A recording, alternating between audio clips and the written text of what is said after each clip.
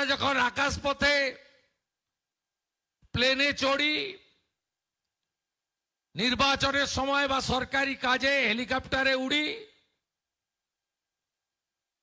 আমি নিচের অবস্থা দেখে শিউরে উঠি। আমি একদম জমি থেকে উঠে আসা লোক। অরণ্য সুন্দরী, ঝাড়গ্রাম, বাঁকুড়া, পুরুলিয়া, আপনার আকাশ থেকে দেখলে কষ্ট হবে। 10 বছর আগে কি ঘন জঙ্গল ছিল, আজকে কি অবস্থা হয়েছে। হাসিমারা যাওয়ার পথে তরাই ডুয়ার্সের অবস্থা দেখলে, চালসার অবস্থা, জলদাপাড়ার অবস্থা দেখলে আমাদের সত্যি কষ্ট হয়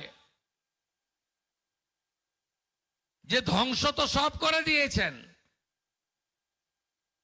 কিন্তু এই গাছটাকেও ছাড়েননি।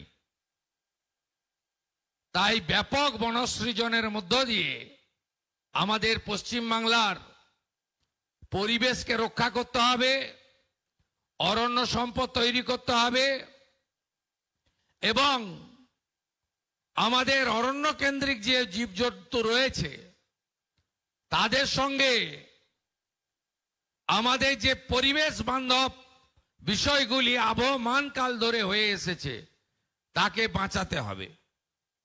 আমরা 5ই জুন বিশ্ব পরিবেশ দিবসে লক্ষ্যমাত্রা নির্ধারণ করেছিলাম মুখ্য সচিবের নেতৃত্বে যে এই বছর আমরা 7,20,00,000 গাছ লাগাবো। আমি 5ই জুন দেখছিলাম হিসাব, ওই দিন আমাদের টার্গেট ছিল 7 লাখ। ওই একদিনে 9 লক্ষের বেশি গাছ লাগানো হয়েছে।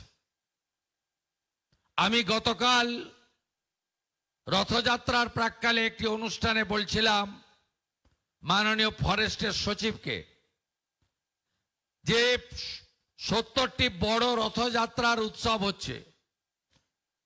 পশ্চিমবঙ্গ সরকার তথ্য সংস্কৃতি দপ্তর, পুলিশ এবং হেলথের সাহায্যে সেবা ক্যাম্প করছে। সেখান থেকে গাছ বিতরণ করুন, ফলের গাছ দিন। তিনি আমাকে কথা দিয়েছেন। আমি পলিউশন কন্ট্রোল বোর্ডকে বলেছি আপনারা ব্যাপকভাবে নারকেল গাছ বিতরণ করুন যাতে বজ্রপাতের হাত থেকে অনেক এলাকাকে আমরা রক্ষা করতে পারি। তারাও রাজি হয়েছেন।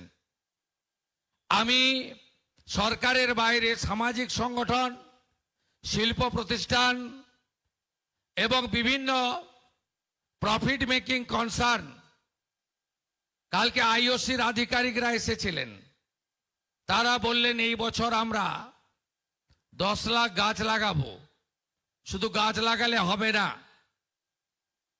আমি আমার পূর্ব অভিজ্ঞতা দিয়ে বলেছি, আমি হলদিয়া ডেভেলপমেন্ট অথরিটির চেয়ারম্যান ছিলাম। আমি গাছ লাগিয়ে 3 বছর মনিটরিং করতাম, তাতে অ্যাচিভমেন্ট আসতো 50%।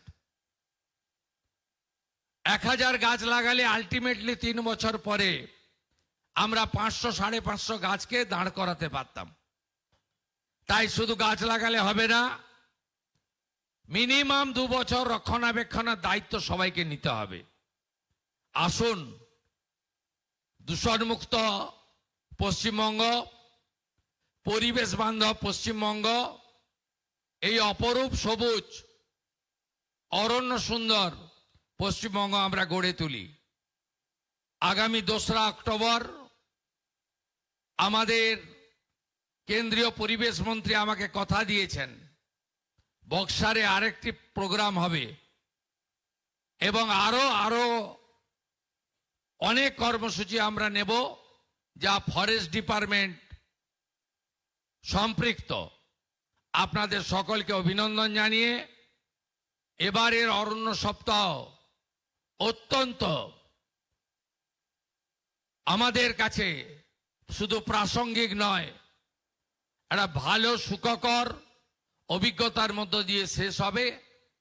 আমি আজকের এই অরণ্য সপ্তাহের সূচনা লগ্নে পশ্চিমবঙ্গ সরকারের পক্ষ থেকে এই রাজ্যের সমস্ত মানুষকে বলবো, উত্তরপ্রদেশের মুখ্যমন্ত্রী যদি বলতে পারেন আমি এই বর্ষে 26 কোটি গাছ লাগাবো, আমরা পশ্চিমবঙ্গ উত্তরপ্রদেশের মতো অত বড় রাজ্য নই, আমরাও কেন বলতে পারবো না আমরাও 10 কোটি গাছ এই বর্ষে লাগাবো।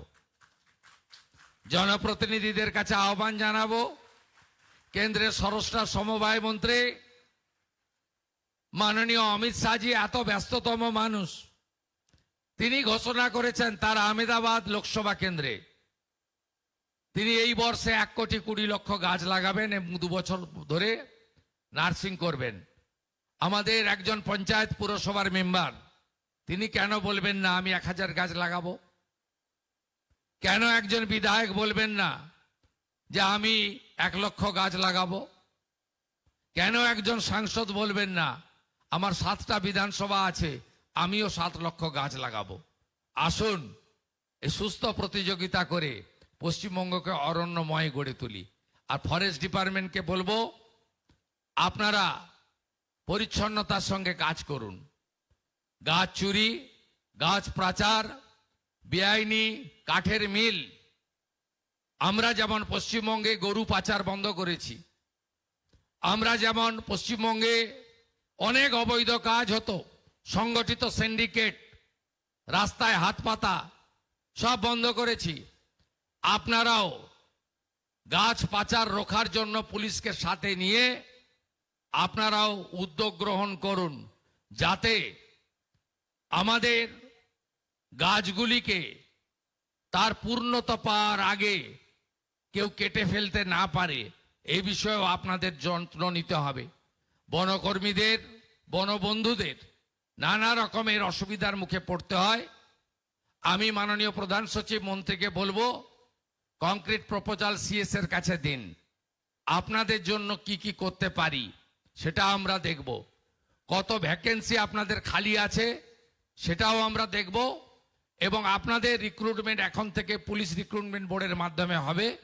যত ভ্যাকেন্সি খালি আছে আগামী কয়েক মাসের মধ্যে আমরা পূরণ করব, এবং যারা কর্মরত অবস্থায় মারা গেছে তাদের ফাইলগুলো যদি পড়ে থাকে মাননীয় মুখ্য সচিবকে বিশেষভাবে দেখতে হবে। আপনারা অনেক ঝুঁকি নিয়ে কাজ করেন, সাথে সাথে আমাদের জঙ্গলমহল এবং অন্যান্য এলাকায় হাতি কেন্দ্রিক যে সমস্ত বিষয়গুলো রয়েছে আমাদের হাতিদের বাঁচিয়েও রাখতে হবে। আবার হাতিদের কারণে আমাদের যেভাবে জীবন ক্ষতি হচ্ছে সেক্ষেত্রেও আমাদেরকে ভাবতে হবে। বিগত 15 বছরের সরকার ফরেস্ট ডিপার্টমেন্টকে অবহেলা করেছে।